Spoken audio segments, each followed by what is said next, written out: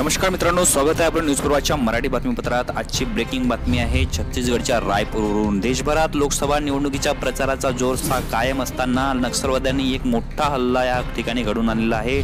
छत्तीसगडमधील नक्षल प्रभावित दंतेवाडा भागात नक्षलवाद्यांनी आज भाजप आमदार भीमा मडावी यांच्या ताफ्याला लक्ष्य करून हा हल्ला घडवून आणलेला आहे। नक्षलवाद्यांनी या ताफ्याला लक्ष्य करून आयडीद्वारे घडवलेल्या बॉम्बस्फोटात 5 जवान शहीद झालेले आहेत। त्याचप्रमाणे या ठिकाणी आमदारांचा सुद्धा मृत्यू झालेला आहे। हा एवढा मोठा स्फोट होता की या ठिकाणी गाडीचे पार चिंध्या उडालेले आहेत। आपण पाहू शकता किती मोठा स्फोट आहे। या ठिकाणी संपूर्ण छत्तीसगड प्रशासन हादरलेले आहे। मुख्यमंत्र्यांनी तात्काळ बैठकीचे आयोजन केलेले आहे आणि नक्षलवाद्यांनी हा घडवलेला स्फोट म्हणजेच संपूर्ण सुरक्षा व्यवस्थेला हादरा देऊन जाणारा हा स्फोट आहे। भाजपच्या आमदाराला या ठिकाणी लक्ष्य केलेलं आहे। भाजपच्या आमदारांना जीव गमावा लागलेला आहे। नक्षलवाद्यांचा हा मोठा स्फोट या ठिकाणी आपण पाहू शकता की गाडीचे पार चिंधळ्या उडालेल्या आहेत। काही फोटोज एवढ्या भयानक आहेत की आम्ही तुम्हाला दाखवू शकत नाही।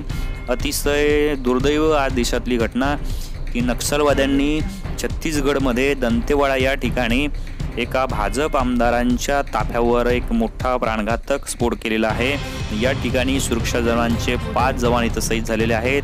त्याचबरोबर आमदार मडावी हे सुद्धा या ठिकाणी मृत्युमुखी पडलेले आहेत आणि ही घटना नक्कीच देशासाठी अतिशय धक्कादायक घटना म्हणावी लागेल।